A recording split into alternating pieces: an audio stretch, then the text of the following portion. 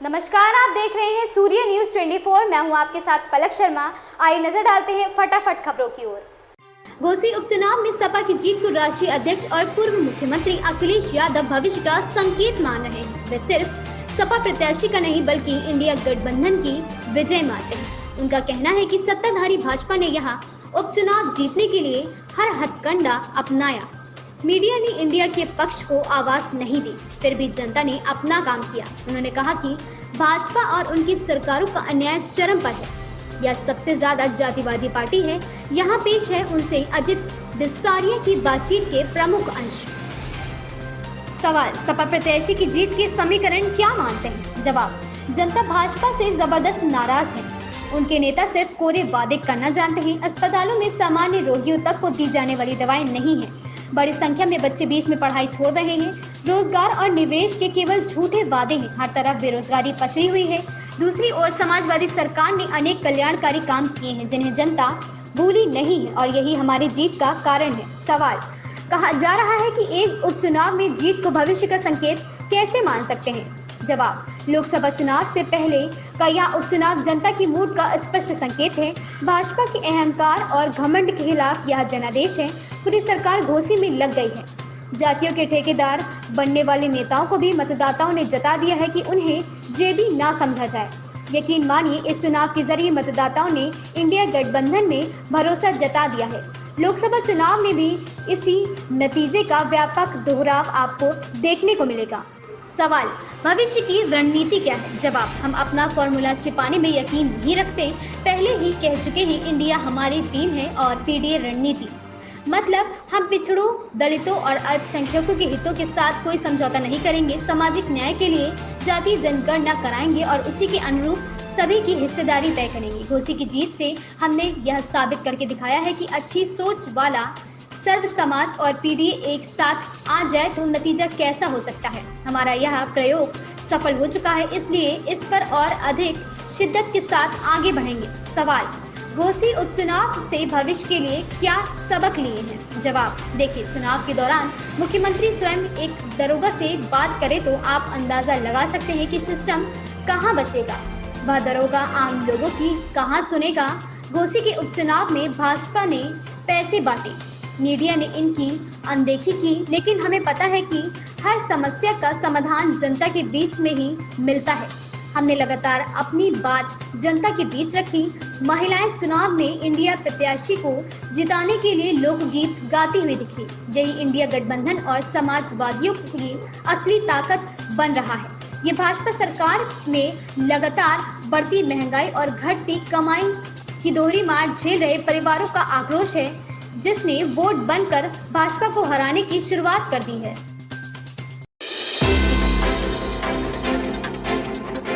प्रदेश सरकार लोगों को बेहतर ट्रांसपोर्ट की सुविधा देने के लिए प्रदेश के 17 नगर निगमों समेत 19 शहरों में ई बसें चलाने जा रही है। यह बसें पीएम ई बस सेवा योजना के तहत चलाई जाएंगी। नगर विकास विभाग इसके लिए प्रस्ताव तैयार कर रहा है और जल्द ही उच्च स्तर से मंजूरी के बाद इसे केंद्र सरकार को भेजा जाएगा।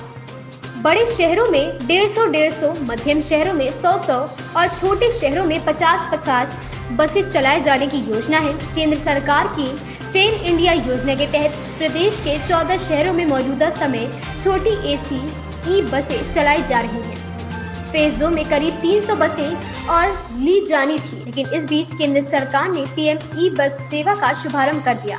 इसके चलते फेम इंडिया फेज 2 में अब नई बसें नहीं खरीदने पर मंथन चल रहा है। नगर विकास विभाग अब पीएम ई बस सेवा से नई बसों की मांग करेगा। सूत्रों को कहना है कि इसके लिए उच्च स्तर पर पहले चरण की बातचीत हो चुकी है। इसके आधार पर प्रस्ताव बनाने की प्रक्रिया शुरू कर दी गई है। सूत्रों के मुताबिक प्रस्ताव के जरिए नगर विकास विभाग इन बसों की चरणवार मांग करेगा, जिससे केंद्र से बसें मिलती रहें। हर चरण में इन शहरों को 10 से 15 बसें दी जाएंगी और 1 से 2 साल के अंदर सभी बसें इन शहरों को उपलब्ध करा दी जाएगी। इन बसों के रखरखाव और चार्जिंग के लिए भी प्रस्ताव तैयार किया जा रहा है, जिससे खराब होने की स्थिति में ठीक किया जा सके व जरूरत के आधार पर चार्जिंग होती रहे। शासन स्तर पर तैयार किए जा रहे प्रस्ताव के मुताबिक बड़े शहरों खासकर लखनऊ, कानपुर और गाजियाबाद में 150 और नई बसें चलाने का प्रस्ताव तैयार किया जा रहा है। आगरा, झांसी, वाराणसी, मेरठ, प्रयागराज, बरेली, अलीगढ़, मुरादाबाद, गोरखपुर, फिरोजाबाद व गौतम बुद्ध नगर में 100 बसें चलाए जाने का प्रस्ताव तैयार किया जा रहा है। इसके अलावा अयोध्या, शाहजहांपुर, मथुरा, रामपुर व सहारनपुर में 50-50 बसें चलाने की योजना है।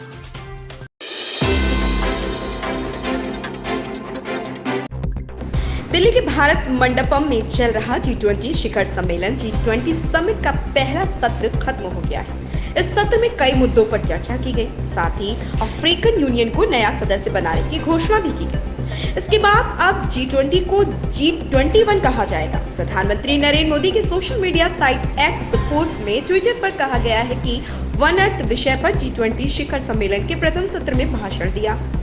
मानव केंद्रित विकास को आगे बढ़ाने की आवश्यकता पर प्रकाश डाला गया है, जिस पर भारतीय संस्कृति ने हमेशा जोर दिया है।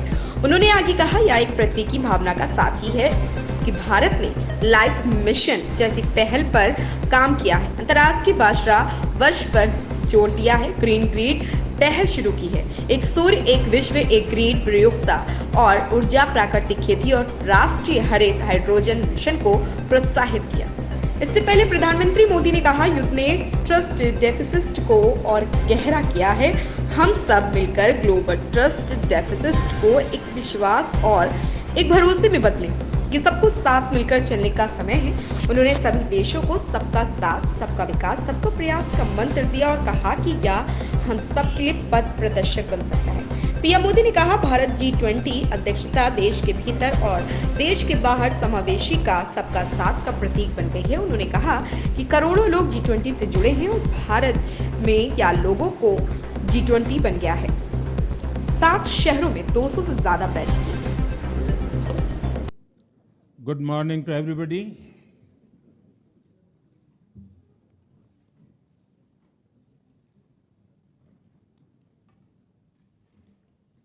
Your Highnesses, Excellencies, नमस्कार। औपचारिक कार्यवाही शुरू करने से पहले हम सभी की ओर से कुछ देर पहले मोरक्को में आए भूकंप से प्रभावित लोगों के प्रति मैं अपनी हार्दिक संवेदना प्रकट करना चाहता हूं। हम प्रार्थना करते हैं कि सभी इंजर्ड लोग शीघ्र स्वस्थ हो।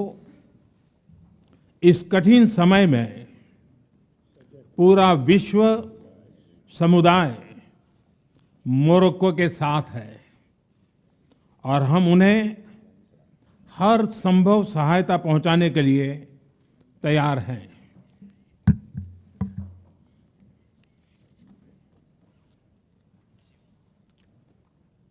Your Highnesses, Excellencies, G20 के प्रेसिडेंट के तौर पर भारत आप सभी का हार्दिक स्वागत करता है। इस समय जिस स्थान पर हम एकत्रित हैं, यहां से कुछ ही किलोमीटर के फासले पर लगभग 2500 साल पुराना एक स्तंभ लगा हुआ है। इस स्तंभ पर प्राकृत भाषा में लिखा है, हेवम लोकसा हित मुखेति अथ इयम नातिसु हेवम, अर्थात मानवता का कल्याण और सुख सदैव सुनिश्चित किया जाए। 2500 साल पहले भारत की भूमि ने यह संदेश पूरे विश्व को दिया था। आइए इस संदेश को याद कर इस G20 समिट का हम आरंभ करें। 21वीं सदी का यह समय पूरी दुनिया को नई दिशा दिखाने वाला और नई दिशा देने वाला एक महत्वपूर्ण समय है। ये वो समय है जब बरसों पुरानी चुनौतियां हमसे नए समाधान मांग रही हैं और इसलिए हमें ह्यूमन सेंट्रिक अप्रोच के साथ अपने हर दायित्व को निभाते हुए ही आगे बढ़ना है। फ्रेंड्स, कोविड-19 के बाद विश्व में एक बहुत बड़ा संकट विश्वास के अभाव का आया है। युद्ध ने इस ट्रस्ट डेफिसिट को और गहरा किया है। जब हम कोविड को हरा सकते हैं तो हम आपसी विश्वास पर आए इस संकट पर भी विजय प्राप्त कर सकते हैं। आज G20 के प्रेसिडेंट के तौर पर भारत पूरी दुनिया का आह्वान करता है कि हम मिलकर सबसे पहले इस ग्लोबल ट्रस्ट डेफिसिट को एक विश्वास, एक भरोसे में बदलें। यह हम सभी के साथ मिलकर चलने का समय है और इसलिए सबका साथ, सबका विकास, सबका विश्वास, सबका प्रयास का मंत्र हम सभी के लिए एक पथ प्रदर्शक बन सकता है। वैश्विक अर्थव्यवस्था में उथल-पुथल हो, नॉर्थ और साउथ का डिवाइड हो, ईस्ट और वेस्ट की दूरी हो, फूड, फ्यूल और फर्टिलाइजर का मैनेजमेंट हो, टेररिज्म और साइबर सिक्योरिटी हो, हेल्थ, एनर्जी और वाटर सिक्योरिटी हो, वर्तमान के साथ ही आने वाली पीढ़ियों के लिए हमें इन चुनौतियों के ठोस समाधान की तरफ बढ़ना ही होगा। फ्रेंड्स, भारत की G20 प्रेसिडेंसी देश के भीतर और देश के बाहर इंक्लूजन का, सबका साथ का प्रतीक बन गई है। भारत में ये पीपल्स G20 बन गया। करोड़ों भारतीय इससे जुड़े।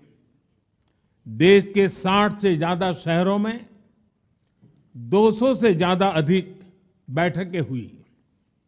सबका साथ की भावना से ही भारत ने प्रस्ताव रखा था कि अफ्रीकन यूनियन को G20 की स्थायी सदस्यता दी जाए। मेरा विश्वास है कि इस प्रस्ताव पर हम सबकी सहमति है।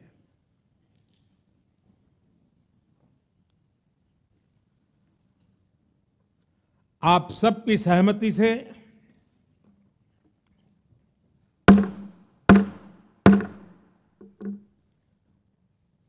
आगे की कार्रवाई शुरू करने से पहले मैं अफ्रीकन यूनियन के अध्यक्ष को G20 के स्थायी सदस्य के रूप में अपना स्थान ग्रहण करने के लिए आमंत्रित करता हूं।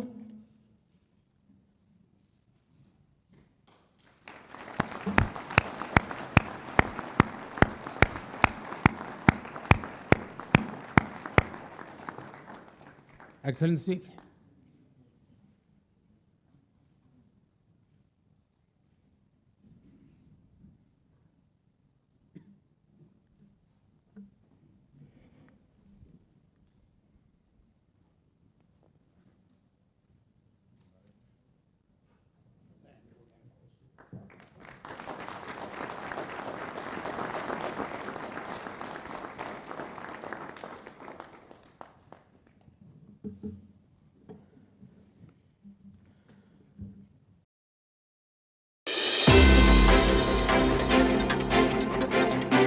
मुख्यमंत्री योगी आदित्यनाथ ने रविवार को प्रदेश के पहले मुख्यमंत्री व देश के पूर्व गृह मंत्री भारत रत्न पंडित गोविंद बल्लभ पंत की 136वीं जयंती पर लोक भवन परिसर स्थित उनकी प्रतिमा पर माल्यार्पण कर भावभीनी श्रद्धांजलि दी। इस मौके पर उन्होंने कहा कि पंडित गोविंद बल्लभ एक महान स्वतंत्रता संग्राम सेनानी थे।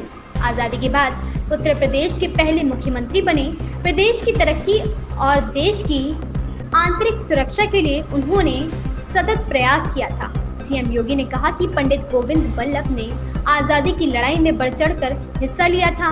उनकी कर्मठता, उनकी राष्ट्रीय निष्ठा व संगठन क्षमता को ध्यान में रखकर उन्हें प्रदेश के मुख्यमंत्री पद का दायित्व दिया गया। वह स्वतंत्र भारत के उत्तर प्रदेश के पहले मुख्यमंत्री बने। फिर उन्होंने गृह मंत्री के रूप में देश व प्रदेश की सेवा की। मुख्यमंत्री ने कहा कि वर्तमान में उत्तराखंड, जो कि तब उत्तर प्रदेश का ही भाग हुआ करता था, उसके कुमायूं मंडल में जन्मे गोविंद बल्लभ पंत को समाज और राष्ट्र के लिए किए गए उनके योगदान के लिए मैं प्रदेशवासियों की तरफ से स्मरण करते हुए विनम्र श्रद्धांजलि अर्पित करता हूँ। बॉलीवुड अभिनेत्री करीना कपूर खान जल्द ही सुजॉय घोष की फिल्म जाने जा से अपना OTT डेब्यू करेंगी। हाल ही में फिल्म से करीना कपूर का फर्स्ट लुक जारी किया गया था। इसके बाद फिल्म के निर्माताओं ने अभिनेत्री के सह कलाकार जयदीप अहलावत का फर्स्ट लुक जारी किया था। इसी क्रम में अब मेकर्स ने तीनों कलाकारों का एक नया पोस्टर लॉन्च किया है। करीना कपूर खान सुजॉय घोष की क्राइम थ्रिलर जाने जा से अपने सह कलाकार विजय वर्मा और जयदीप अहलावत के साथ अपनी OTT डेब्यू करने के लिए पूरी तरह तैयार हैं। यह जापानी लेखक हिगाशिनो कीगो के 2005 में सबसे ज्यादा बिकने वाले उपन्यास the devotion of suspect acts का रूपांतरण है। अब निर्माताओं ने करीना, जयदीप और विजय की फिल्म का एक नया पोस्टर जारी किया है। अभिनेत्री करीना ने अपने सोशल मीडिया हैंडल पर फिल्म का नया पोस्टर शेयर करते हुए लिखा, हर कहानी के 2 पहलू होते हैं, लेकिन इस कहानी के 3 पहलू हैं। जाने जा के रहस्य को जानना है तो 21 सितंबर पर केवल नेटफ्लिक्स पर देखें। इस पोस्टर में तीनों कलाकार अपने किरदार में नजर आ रहे हैं। पोस्टर के लॉन्च होते ही यह सोशल मीडिया पर तेजी से वायरल भी होने लगा है। एक यूजर ने लिखा, फिल्म रिलीज होने का बेसब्री से इंतजार है। दूसरे यूजर ने लिखा, शानदार कलाकारों के साथ एक शानदार फिल्म जल्द देखने को मिलेगी। बता दें कि जाने जा का ट्रेलर कल डिजिटल रिलीज होगा। इस फिल्म में करीना कपूर, विजय वर्मा और जयदीप अहलावत मुख्य भूमिकाओं में हैं। जय शिव क्रमड़ी, अक्षय पुरी और थॉमस किम इस फिल्म को प्रोड्यूस कर रहे हैं। यह फिल्म 21 सितंबर को नेटफ्लिक्स पर रिलीज होगी। ट्रेलर देखने के बाद अब फैंस फिल्म के रिलीज होने का बेसब्री से इंतजार कर रहे हैं।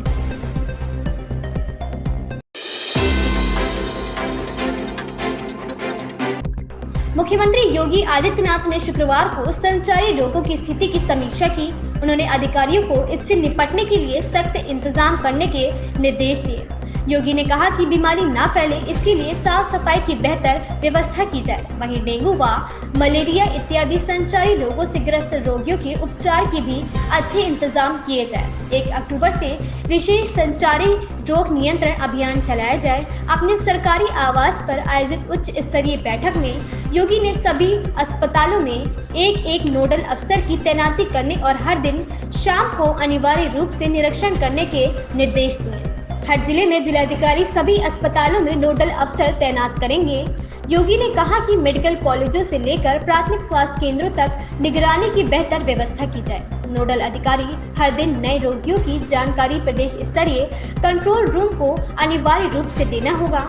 हाल के दिनों में गौतम बुद्ध नगर, गाजियाबाद, लखनऊ, कानपुर, मेरठ, मुरादाबाद में डेंगू फैल रहा है और बुलंदशहर व संभल में आउटब्रेक की स्थिति है, जबकि बरेली, सीतापुर, शाहजहांपुर, हरदोई, बदायूं, पीलीभीत और संभल में मलेरिया का असर देखा जा रहा है। प्रयागराज, कानपुर, बाराबंकी, कुशीनगर, संत कबीर नगर, सहारनपुर व बस्ती चिकनगुनिया की दृष्टि से संवेदनशील है। इन जिलों में विशेष सतर्कता बरती जाए। योगी ने कहा कि इस वर्ष 1 जनवरी से लेकर 7 सितंबर तक जापानी इंसेफ्लाइटिस, चिकनगुनिया व मलेरिया से एक भी मौत नहीं हुई।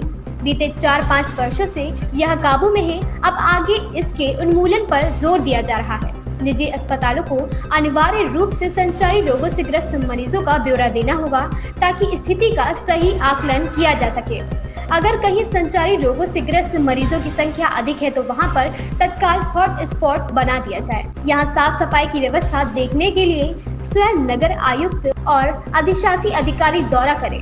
और साफ सफाई की व्यवस्था देखें। हर दिन सुबह सैनिटाइजेशन किया जाए और शाम को फॉगिंग कराई जाए। चिकित्सा एवं स्वास्थ्य, चिकित्सा, शिक्षा, पशुपालन, राजस्व, बेसिक, माध्यमिक और उच्च शिक्षा विभाग आपस में मिलकर इस अभियान को सफल बनाएं। स्कूलों में छात्रों को स्वच्छता के लिए प्रेरित किया जाए और संचारी रोगों से बचाव के उपाय बताए जाएं। समय पर एम्बुलेंस मरीज तक पहुंचे, इसके लिए पर्याप्त इंतजाम किए जाएं। प्रधानमंत्री नरेंद्र मोदी ने रविवार को ब्राजील के राष्ट्रपति लुइस इनासियो लुला डी सिल्वा को G20 समूह की अध्यक्षता सौंप दी। इस दौरान उन्होंने सिल्वा को पारंपरिक गैवल, एक प्रकार का हथौड़ा सौंपा। इस दौरान प्रधानमंत्री नरेंद्र मोदी ने नई वैश्विक संरचना में दुनिया की नई हकीकत को प्रतिबिंबित करने का आह्वान किया और संयुक्त राष्ट्र जैसे वैश्विक निकायों में सुधार की मांग की। उन्होंने कहा कि दुनिया बदल रही है, ऐसे में दुनिया के बड़े और जिम्मेदार संस्थानों को भी बदलने की जरूरत है। UNSC में अभी भी उतने ही सदस्य हैं जितनी इसकी स्थापना के समय थे। इसका विस्तार होना चाहिए, यानी स्थायी देशों की संख्या बढ़नी चाहिए। पश्चिम बंगाल के वरिष्ठ भाजपा नेता दिलीप घोष ने रविवार को दावा किया है कि इंडिया का नाम बदलकर भारत कर दिया जाएगा। इसके साथ ही कोलकाता में विदेशियों की मूर्ति भी हटा दी जाएंगी। मेदिनीपुर से सांसद ने कहा कि जो लोग नाम बदलने के खिलाफ है वे देश छोड़ सकते हैं। अपने निर्वाचन क्षेत्र के खड़गपुर शहर में चाय पर चर्चा कार्यक्रम में बोलते हुए भाजपा के पूर्व राष्ट्रीय उपाध्यक्ष ने कहा कि जब हमारी पार्टी पश्चिम बंगाल में सत्ता में आएगी तो हम कोलकाता में विदेशियों की मूर्तियां सभी हटा देंगे। इंडिया का नाम बदलकर भारत कर दिया जाएगा। जिन्हें यह पसंद नहीं है वे देश छोड़ने के लिए स्वतंत्र हैं।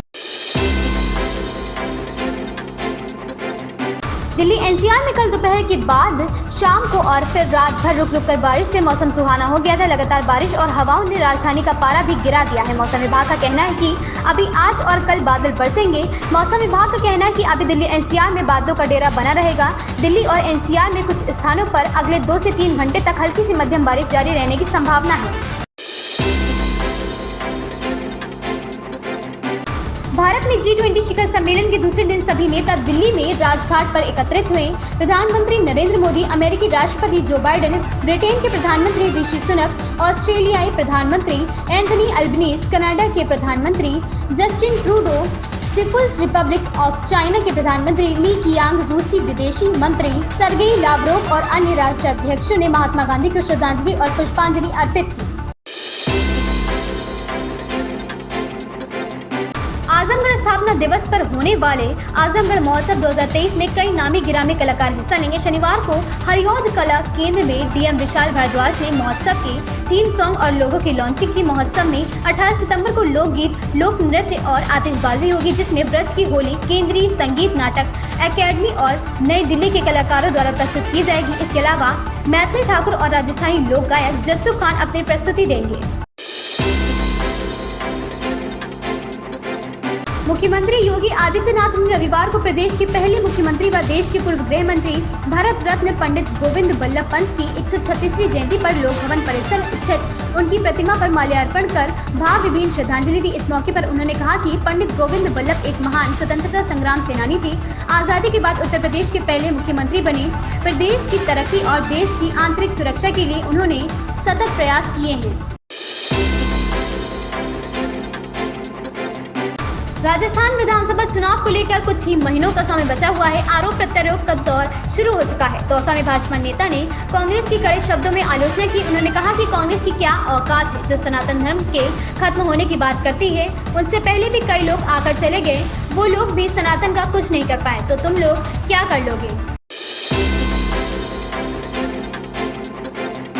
मापुर कांग्रेस द्वारा गलत ओपिनियन पोल वायरल करने के मामले में सियासत गर्मा गई है। दिग्विजय सिंह पर अब गृह मंत्री नरोत्तम मिश्रा ने पलटवार किया। उन्होंने कहा कि दिग्विजय सिंह सोशल मीडिया का दुरुपयोग कर सस्ती लोकप्रियता हासिल करने का खेल खेल रहे हैं। उन्होंने कांग्रेस और दिग्विजय सिंह पर निशाना साधा है। उन्होंने कहा कि हार की हताशा से बचने तथा अपने कार्यकर्ताओं का मनोबल बनाए रखने के लिए पूर्व मुख्यमंत्री दिग्विजय सिंह मीडिया का दुरुपयोग कर गलत अफवाह फैला रहे हैं।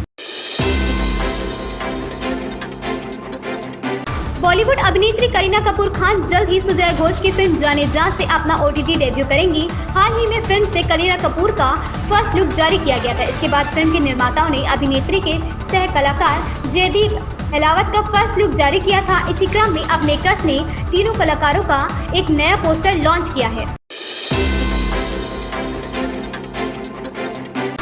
कांग्रेस नेता प्रियंका गांधी आज राजस्थान के दौरे पर है। वे टोंक जिले के निवाई में जनसभा को संबोधित कर रही हैं। प्रियंका गांधी ने राजस्थानी भाषा में भाषण की शुरुआत कर डिग्गी कल्याण जी और धन्ना भगत के जयकारे लगवाने से शुरुआत की। प्रियंका ने कहा कि राजस्थान सरकार गरीब को गणेश और किसान को भगवान मानकर काम कर रही है। उन्होंने कहा कि लोग सत्ता में आते ही भूल जाते हैं उन्हें सत्ता में कौन लाया।